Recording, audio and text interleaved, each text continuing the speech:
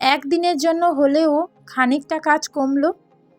আসলে সময়ের মধ্যে রান্নাবান্না শেষ করে উঠতে পারি না, সেই কারণের জন্যই রান্না করতে আসি না। সারাদিন সংসারে যা সমস্ত খুঁটিনাটি কাজ করলাম তারই ছোট একটা video. Good morning, welcome back to my channel. কেমন আছো তোমরা সবাই? আশা করি সবাই খুব ভালো আছো। আজকে তো এই শনিবার, সকাল এখন 8:30 মতো বাজে। তো এখন মুড়ি মাখাচ্ছি। আজকে সকালের টিফিনে এই মুড়ি খাওয়া হবে। আর আজকে এই যে মুড়িটা খাওয়া হবে, মুড়ি শুধু ও একা খাবে না বা আমিও একা খাবো না, অনেকেই খাবে। এই যে দেখো, সবার জন্য মুড়িটা নিয়ে নিচ্ছি। ওদেরকে মুড়িটা দিতে যাওয়ার আগে এদিকে আমি চাটাও বসিয়ে দেব। তো এই যে চা বসিয়ে দিলাম, চাও সবার জন্য করছি। আর এদিকে এই যে সব ভাইদের জন্যই মুড়িটা মাখছিলাম। ভাইরা বলতে এরা কিন্তু আমার দেওর হয়, তো এদেরকে ভাই বলেই ডাকি, আর ভাই তো হয় সম্পর্কে। আর কালকে মিষ্টু পাপা আসার সময় কেক নিয়ে এসেছিলো, ওইগুলোই জারে রেখে দিচ্ছি। আর চায়ের সঙ্গে একটুখানি করে কফি দিচ্ছি। তো এই যে এদিকে এরা সবাই খাক, ওদিকটায় আমি কাজে যাই। সকালবেলার যত থালা বাসন বেরিয়েছিল, মানে ওই টিফিন খাওয়ার পরে জল খাবারের যত থালা বাসন, সবগুলো এই যে মাজতে বসে গেছি। এগুলো ধুয়ে নেওয়ার পর কিছু জামা কাপড়ও কাচতে যাব। আজকে বেশ অনেকটা সকাল সকালই হালকা হালকা রোদ্দুর চলে এসেছিলো, তো সেই কারণের জন্য একটা লেপ আগে থেকেই রোদ্দুরে আমি দিয়ে গেছিলাম। তো একটা সাইড হয়ে গেছে, অপর সাইডটা উল্টে দিলাম। আর আজকে জামা কাপড় বলতে খুব একটা বেশি জামা কাপড় কাচিনি, ওই বিছানার চাদর, কিছু জামা কাপড় ছিল, ওগুলোই কেচেছি। ছাদে দিলে রোদ্দুরটা ভালোও লাগবে আর তাড়াতাড়ি শুকিয়েও যাবে, কারণ এগুলো আবার বিছানাটায় আমি পাতবো, সেই কারণের জন্য ছাদে দিয়ে দিলাম। এই সমস্ত কাজ শেষ করে আস্তে আস্তে কিন্তু এখন ওই 10টা 15 মতো হয়ে গেছে। এখন এই বসছি আনাজ কাটতে। তবে আজকে মিষ্টু স্কুল যাবে, কিন্তু ও ভাত খেয়ে যাবে না, সেই কারণের জন্য রান্নাটা দেরি করে বসাচ্ছি। আর আজকে আরও একটা জিনিস সুবিধা আমার কি হয়েছে, মিষ্টুকে আমাকে আর আজকে স্কুল ছাড়তে যেতে হয়নি। আজকে আমি ভাইকে বলছিলাম, ভাই তুমি একটু মিষ্টুকে স্কুলটা ছেড়ে দিয়ে আসো না। তো ওই বলল ছেড়ে দিয়ে আসে বলে, সেই কারণে এক প্রকার সুবিধা হলো। এই যে সাইকেল করে মিষ্টু চলে যাচ্ছে আর আমাকে টাটা করে দিচ্ছে, আর বলে গেল যে কাকাই নিয়ে যাচ্ছে ঠিক আছে, কিন্তু আসার সময় যেন পাপা আমাকে আনতে যায়। মিষ্টুকে যেহেতু ভাই নিয়ে গেল, সেই কারণের জন্য রান্নার অতটা তাড়া নেই বলে আজকে কিন্তু উনুনে রান্না করতে চলে এলাম।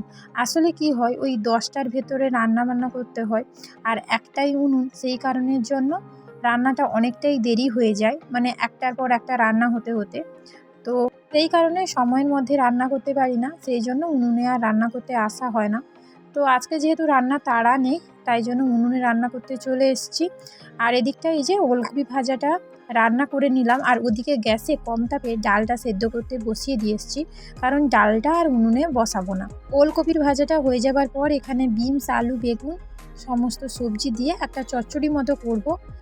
আর লাস্টে নামানোর আগে চচ্চড়িতে একটুখানি সর্ষে বাটা দেবো। বলেই তো ছিলাম সর্ষে বাটা দেব, সেই কারণের জন্য সর্ষে বাটতে চলে এলাম। আর আমি যখনই সর্ষে বাটি না কেন, সর্ষের সঙ্গে সামান্য একটু হলুদ দেই, কারণ মাকে বলতে শুনেছি যে হলুদ ছাড়া সর্ষে নাকি বাটতে নেই। তো ওদিকে সর্ষে বেটে রেখে এদিকটায় ওই যে সকালবেলা শুকনো জামা কাপড়গুলো বাইরে রোদ্দুরে দিয়েছিলাম, ওগুলো তুলতে চলে এলাম। আর এদিকে কিন্তু ডালও সেদ্ধ হয়ে গেছে, আর মাছ পাঠিয়ে দিয়েছে, আজকেও আবার শোল মাছ পাঠিয়েছে। বিনস, বেগুন, আলু দিয়ে চচ্চড়িটা হয়ে গেছে, চচ্চড়িতে সর্ষে বাটাও দিয়ে দিয়েছিলাম, ব্যাস মাখামাখি একটা তরকারি হয়ে গেল। ডালটা যেহেতু সেদ্ধ হয়ে গেছে, সেই জন্য ভাবলাম চলো ডালটাই ছুঁকে দিই। তো ডালটা এই যে এদিকে ছুঁকে দিয়েছি, আর ডাল সেদ্ধর সময় টমেটো দিয়েছি, টমেটো দিয়ে ডালটা কিন্তু হয়ে গেল। এবারে মাছের তরকারিটা রান্না করব। শোল মাছ তো কেটে ধুয়ে নিয়েছিলাম, লবণ হলুদ মেখে রেখেছিলাম, মাছগুলো ভেজে নিলাম, আর আলু দিয়ে শোল মাছের ঝোল করব। মশলা কষিয়ে নেওয়ার পর জল দিয়ে দিচ্ছি, আর আগে থেকে ভেজে রাখা মাছগুলো দিয়ে ঢাকনা দিয়ে দেবো। ওদিকে আবার অনেক কয়টা কাজ করতে যেতে হবে, আগে তরকারিটাকে ঢাকনা দিয়ে দিই, এটা এখন হতে থাক। ছাদে যে ওই যে লেপটা রোদে দিয়েছিলাম, এই লেপটা কিন্তু বিছানায় পাতা হয়, তো ওইটা অনেক দিন ধরে রোদ্দুরে দেবো বলে দেওয়া হয়নি। তো আজকে রোদ্দুরে দিয়ে দিয়েছি, আর বিছানা চাদর যেগুলো কেচেছিলাম আর এক্সট্রা করে আর বের করিনি, কারণ এগুলো যেহেতু শুকিয়ে গেছে, সেই কারণের জন্য এগুলোই পেতে দিলাম। সারাদিন এত কাজ করেছি, এতটা কষ্ট বলে মনে হয় বিছানাটাকে গোছাতে যতটা কষ্ট লাগলো। গুছাতে গিয়ে হাঁপিয়ে পড়েছি পুরো। যাই এবারে ঝোল যে বসিয়ে দিয়েছিলাম, ঝোলের অবস্থা কি দেখি। আর ওই ঝোলটা বাকি, মানে ঝোলটা বসিয়ে দিয়েছি, ঝোলটা হবে আর মাছের একটুখানি টক করব আর ভাত, হলেই রান্না কমপ্লিট। ঝোলটা আশা করি হয়ে গেছে, চলো যাই দেখি। এই যে ঢাকনা খুলে দেখে নিচ্ছি, আর উনুনে মাঝে মধ্যে এসে একটুখানি জ্বালন দিয়ে গেছিলাম, না হলে তো উনুন নিভে যাবে। এটা তো আর গ্যাস নয় যে জ্বালিয়ে দিলাম একেবারে, তাপ যদি কমিয়ে দিই কম তাপে হতে থাকবে। এই যে মাছের ঝোলটা হয়ে গেছে, নামিয়ে নিয়েছি। এরপরে এদিকে শোল মাছের টকটাও বসিয়ে দিয়েছি। তবে টকটা হওয়ার পরে আর কিছু রান্না বাকি নেই, কিন্তু ভাত এখনো হয়নি। তো এই যে টক হয়ে গেল, আর বাকি রইল ভাত। ভাতটা বসিয়ে দেবো, ততক্ষণে যত মানে থালা বাসন বেরিয়েছি ওগুলো ধোবো, জামা কাপড়গুলো যে রোদ্দুর থেকে তুলে নিয়ে এসেছি ওগুলো ভাঁজ করব।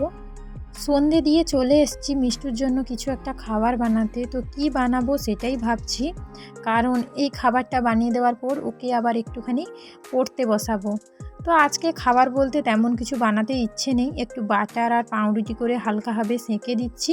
আর কালকে ওর পাপা আসার সময় যে বোঁদে নিয়ে এসেছিলো, বোঁদে আছে, তো মা মেয়ে ওই বাটার পাউরুটি আর তার সঙ্গে বোঁদে দিয়ে খাচ্ছি। তো ফার্স্ট টাইম খাচ্ছি, কিন্তু খেতে বেশ ভালোই লাগছে। আর মিষ্টু রানির জন্য কিন্তু দুধও নিয়ে এসেছি, দুধটা গরম আছে, হালকা হরলিক্স দিয়ে নিয়ে এসেছি। তো ও বললো নাকি একটু পরেই খাবে। তো চলো আজকের ভিডিওটা এখানেই শেষ করছি। সবাই ভালো থেকো, সুস্থ থেকো। ভিডিওটা ভালো লাগলে একটা লাইক করে